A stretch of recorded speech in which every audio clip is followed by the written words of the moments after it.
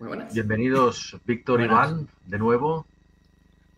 Una Estaba... cosa, Digas, perdona, sí, digo. que antes hemos dicho lo de Dam y Dao y ha habido ha habido una errata por mi parte. Bueno, Sí, ahora tienes una oportunidad para sí, corregirla. Venga, no, va. decir que me refería a lo que sería un ciclo de microsistemas y redes, por una parte, que sería como los que montan más ordenadores, más el informático que tienes en el pueblo que vas a llevarle el ordenador, y luego por otro lado estaría DAM, que es más para aplicaciones, y DAO, que es más para sistemas web y demás.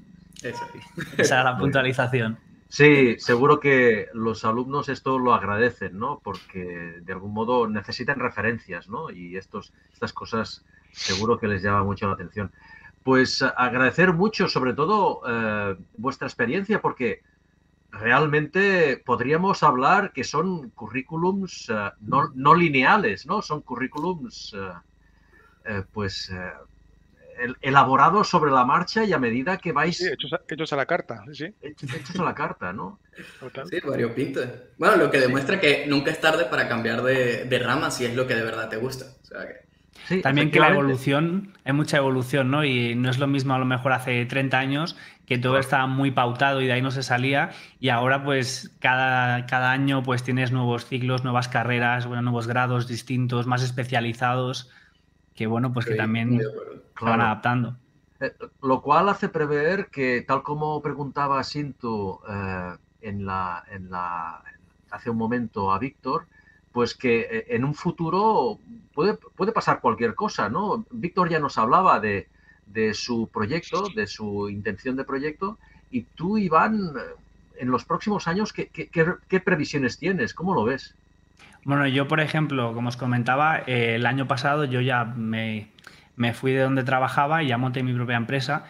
Y pues mi idea, por ejemplo, es más centrarme en todo el mundo digital, empezar ya más enfocado no tanto a productos, sino a proyectos digitales, porque al final también, como decía Víctor, hoy en día hay muchas herramientas en las cuales, pues una vez que tú acabas tu proyecto, ya sea una página web, un canal de YouTube, un podcast, un Twitch, hay muchas nuevas formas de formar a la gente de forma fácil y accesible, que al final también a nivel económico, digamos que el retorno que devuelve a veces no es muy grande, pero sí que es un poco más continuo en el tiempo.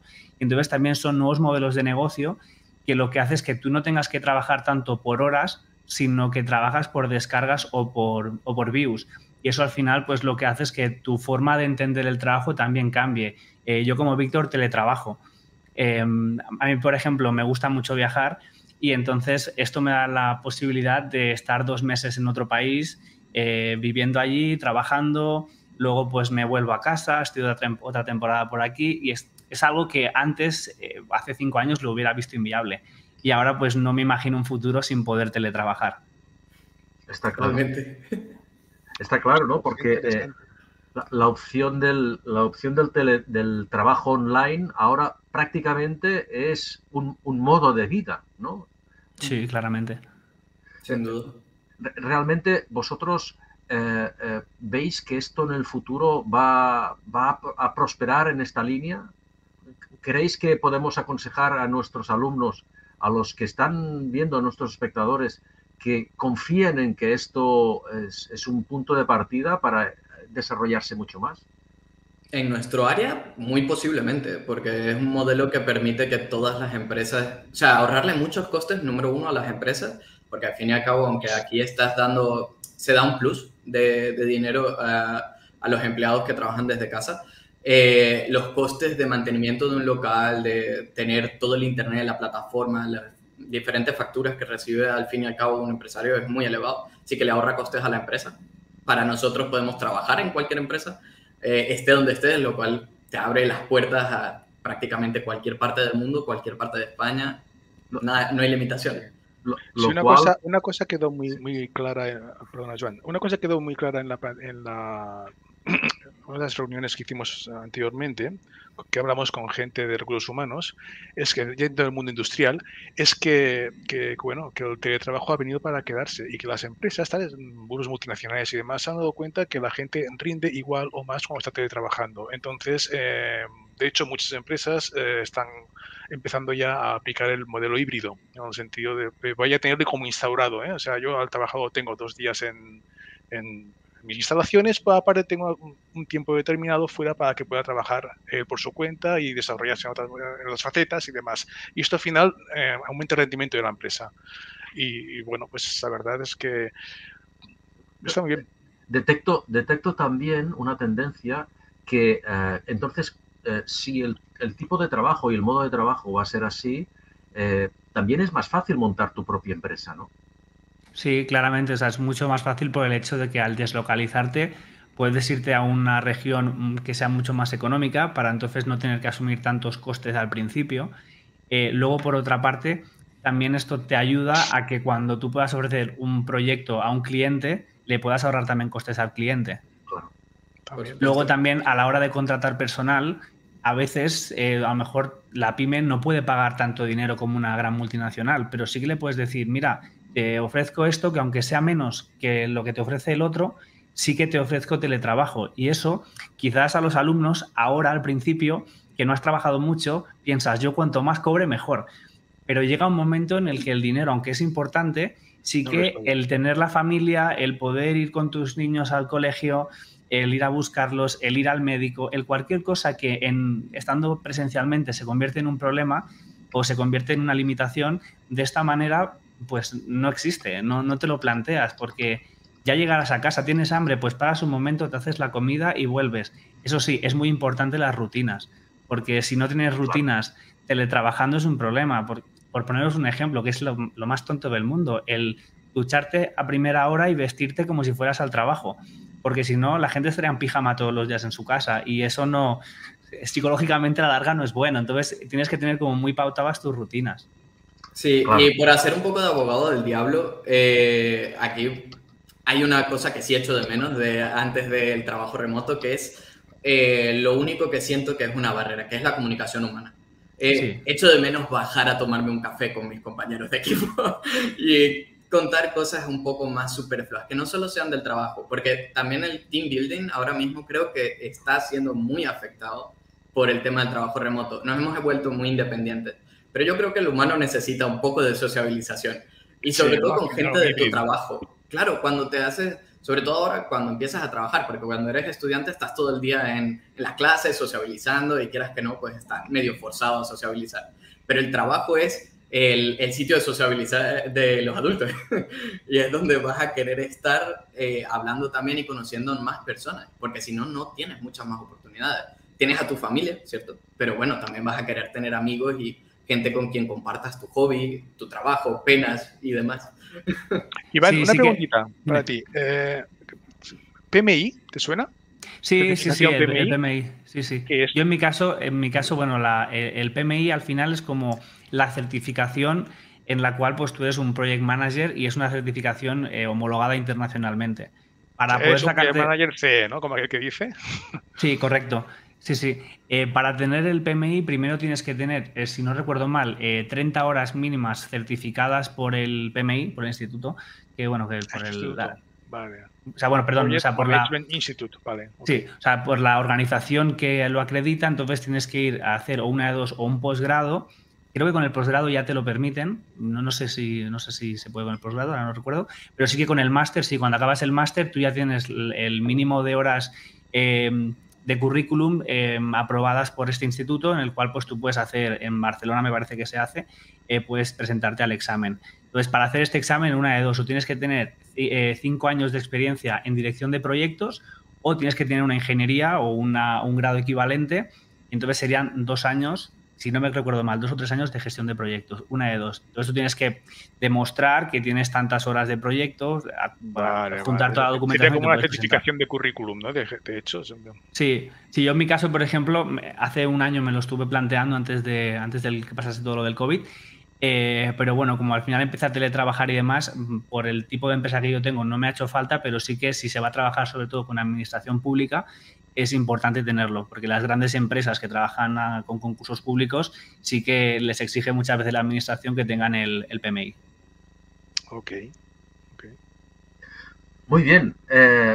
Estoy intentando ponerme en el lugar de los chavales que se ven identificados. Estoy seguro de que hay un montón que yo quiero ser como él. Y entonces, ¿qué consejos le daríais ante toda esta amplio catálogo de opciones para estudiar? ¿Qué consejos le daríais? Bueno, yo, por ejemplo, lo primero de todo es que no se agobien, que si el primer año pues haces una cosa y ves que no te gusta, que no tienes por qué seguir toda la vida haciendo eso, puedes cambiar y no pasa nada. ¿Sabes? Que poco a poco tú ya irás viendo qué necesitas o qué te gusta. Sí que es verdad que intenta coger algo que mínimamente algo te llame la atención, ¿no? Y a partir de ahí, pues bueno, ya irás viendo, porque al final también uno cuando entra en un sitio quizás le gusta la primera asignatura que ve y al final acaba enamorándose de una asignatura que no tiene nada que ver con eso, ¿no? Entonces, eso sería lo primero. Y luego un consejo a nivel personal es que trabajar para una pyme es algo que a mí personalmente me ha hecho crecer como profesional muchísimo. Porque cuando tú trabajas en una gran empresa, al final eres un número entre 1000 y tu tarea o lo que tienes que hacer en esa empresa va desde el punto A hasta el punto B. Y todo está tan procedimentado que nunca vas a salir del punto A al punto B. Podrás ascender, hacer cursos dentro de la empresa y a lo mejor sí irás hasta C, pero ese es tu camino. Mientras que en la pyme, una cosa que a mí me ha gustado mucho es que desde el principio tú eres alguien, sois poquitos y entonces tu trabajo tiene un impacto real y entonces puedes aprender mucho sobre cómo funciona una empresa. Si tú quieres emprender, ver qué hacen bien en esa empresa, qué no hacen tan bien, cómo mejoran. ¿Tú qué pensarías hablar con un director que lo tienes a mano, que de la otra manera parece que es un CEO inalcanzable? Y entonces, pues eso a mí personalmente me ha hecho crecer muchísimo como profesional. El hecho de saber cómo en una empresa, en el caso de donde yo trabajaba antes, se dedicaban a fabricar camillas de ambulancia y entonces, bueno, pues entender, por ejemplo, cómo se cortan los tubos de aluminio hasta cómo el ingeniero está diseñando el producto final. Y todo ese bagaje y ese camino en una pyme es muchísimo más fácil de aprender y entonces a veces el sueldo pues no es el de una gran multinacional, pero sí que la experiencia que ganas ahí pues no está pagada. Que también cuenta, también cuenta. Creo que no puedo estar más de acuerdo contigo, Iván. Definitivamente la has clavado. O sea, es que me has quitado todas las posibles palabras. Y una pregunta, Pablo. Perdón, sí, sí. No, lo único que puedo ofrecer es eso. O sea, aparte de poder meterte en carreras y probar y ver qué tal, evidentemente, como ha dicho Iván, que te llame la atención, no te metas aleatoriamente, hay mucha información en Internet. Y hay, sobre todo YouTube, vamos a utilizar las tecnologías de hoy en día. Hay muchos youtubers españoles que están dedicándose de muchas áreas, no solo hablo de programación. O sea, como biólogo también hay muchos biólogos que se dedican a contar su experiencia, a contar qué es la biología, cómo funciona, cómo es su día a día como biólogo. Y creo que eso también te da una idea de lo único que no vas a ver hasta que termines la carrera. Y hay veces que ni siquiera llegas a verlo, porque yo no he trabajado como biólogo, o sea que yo no podría darte mi experiencia como biólogo. Víctor, Iván, una pregunta.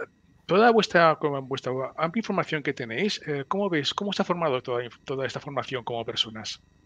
¿Qué podríais decir a este respecto? Como persona, ok. Sí.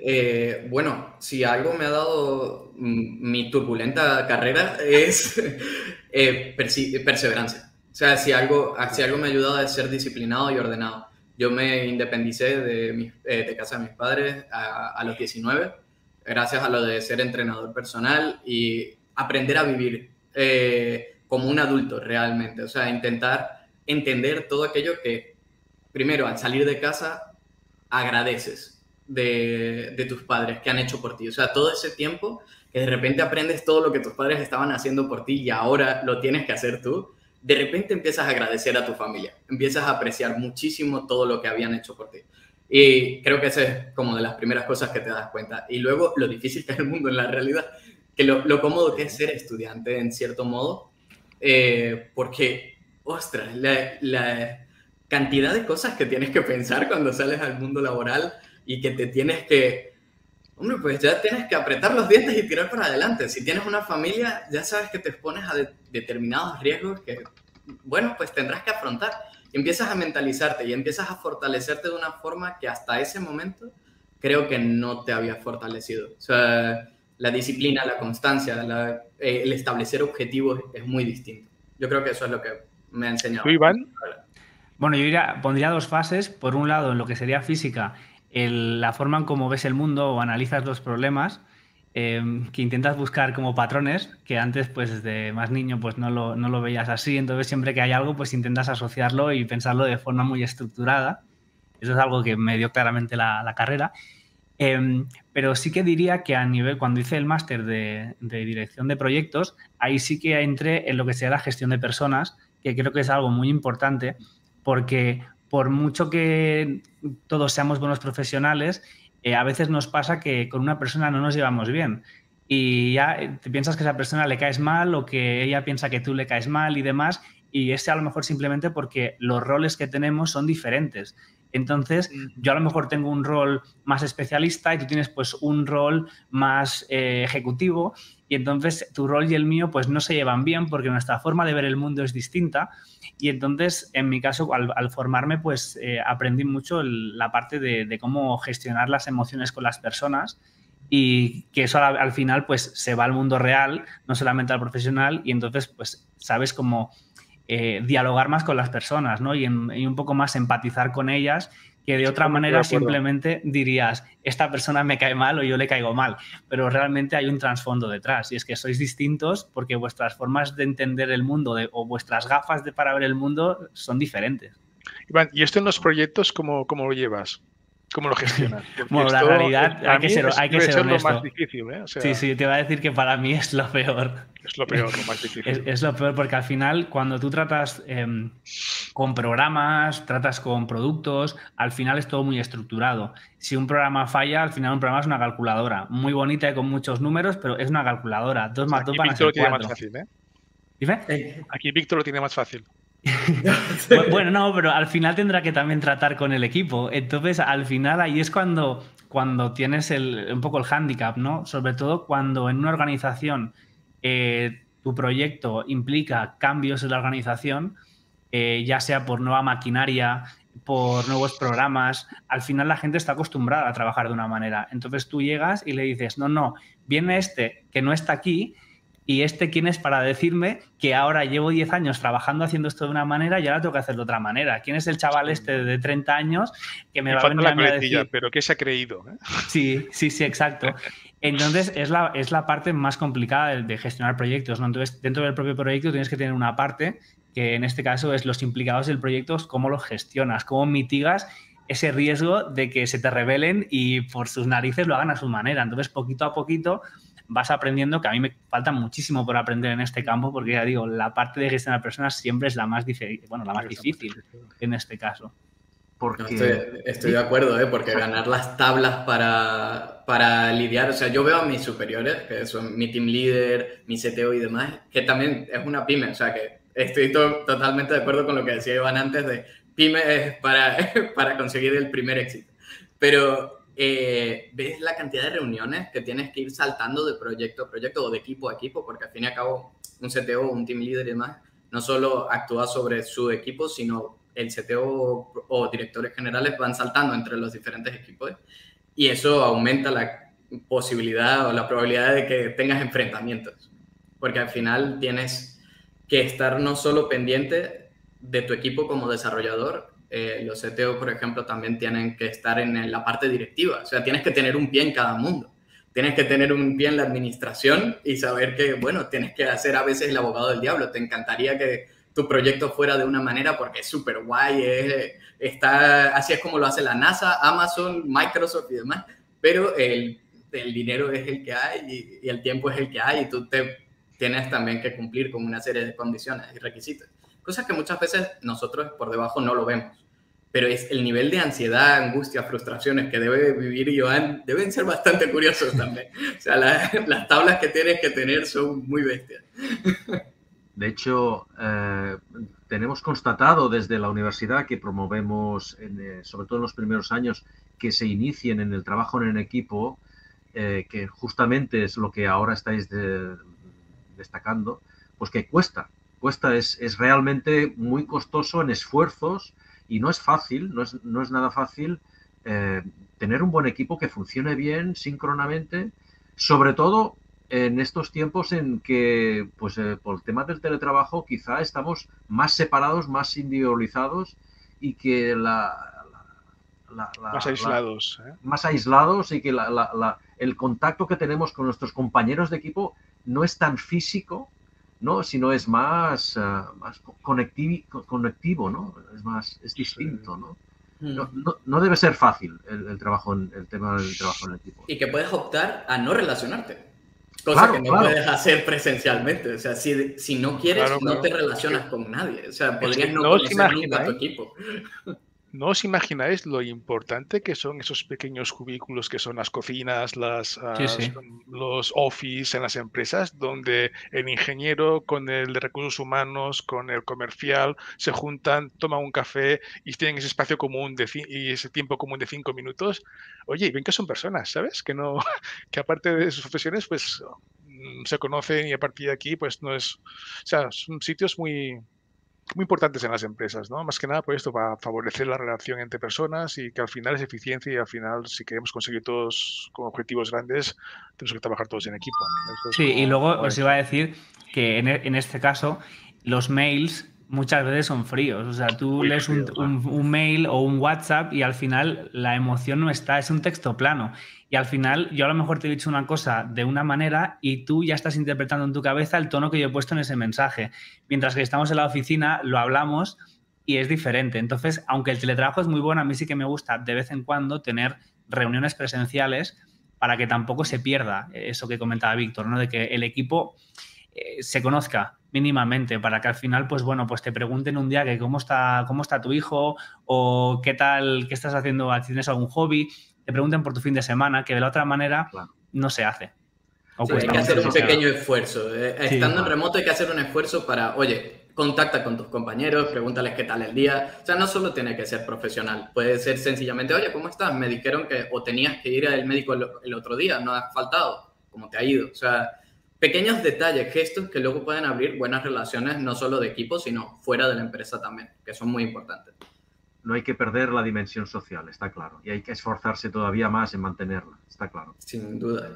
Muy bien, no sé si os queda algún comentario que queráis hacer, algún detalle o algún tema que no haya salido y queráis abordarlo antes de terminar. No, creo que no. Bueno, que los jóvenes los jóvenes que están entrando ahora piensen fuera de lo establecido, del marco establecido. Ahora mismo tenemos constantemente nuevas tecnologías saliendo al mercado. Gente que está encontrando nuevos sitios donde trabajar, utilizando estas nuevas cosas y generando. O sea, el youtuber no existía hasta hace unos años. Eso no estaba considerado un trabajo. No pensabas que podías vivir de eso. Y efectivamente ahora sí. Bueno, ahora hay gente en TikTok, hay gente en Instagram.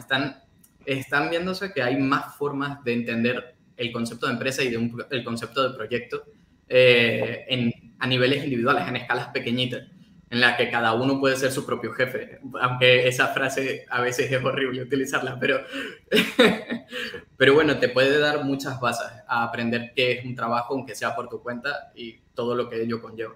También te permite apreciar a la gente que te contrata. Bueno, yo en mi caso os diría a los que nos estáis escuchando, nada, una tontería, y es si realmente os planteáis en algún momento el hecho de entrar en carreras o ciclos relacionados con la programación, que podríais empezar simplemente comprándose algo tan simple como una Raspberry, que valen 30-40 euros, y con vídeos de internet os podréis montar en vuestra casa que si un ventilador, que si una estación meteorológica, unos semáforos, unas luces que se encienden en casa, cualquier tontería, y a lo mejor veréis si realmente es un mundo que os llama o simplemente pues no os llama, ¿no? Y es una forma de rápidamente de disfrutar del tema de la informática, ¿no? Para ver si es lo que os llama de verdad. 100%. Altamente recomendado la Raspberry. Para los que no lo sepan, la Raspberry es una placa de microcontroladores, es una especie como de pequeño ordenador que lo programamos y lo conectamos en hardware y software, ¿no? Algo así, ¿no? ¿Me equivoco? Creo que todo... No, está por ahí. Sí, exacto. Mira, ahora nos enseña una. Es un microordenador, ¿no? Sí, correcto. Es como un microordenador con el cual, pues bueno, pues tú puedes empezar a jugar, montarte una pequeña videoconsola, montarte un servidor para enviar tus fotos del móvil. Puedes hacer miles de cosas. Cada uno pues se lo adapta a montarte una página web y tener tu página web aquí. Cada uno pues se lo puede adaptar un poco a su manera. Sí. Un gran consejo. Genial. Pues muchísimas gracias. Muchísimas Muchas gracias por gracias. vuestras aportaciones. Gracias a vosotros. vosotros. Y bueno, estamos en contacto para cualquier cosa. Procesaremos estos vídeos para que los alumnos, las familias, las escuelas, las tutorías lo tengan localizable y ordenado y bien procesado para que tengan acceso al máximo número de gente. Esperamos Muchísimas que les gracias en nombre sirva de mucho. ellos. Muy bien. Esperamos que les sirva. Oye, Sí, para seguro, que quedamos con seguro. los nombres, Víctor Pérez y Iván Castelo. Oye, Muchas genial. gracias. Muchas Muchas gracias. Un placer a vosotros. conocer.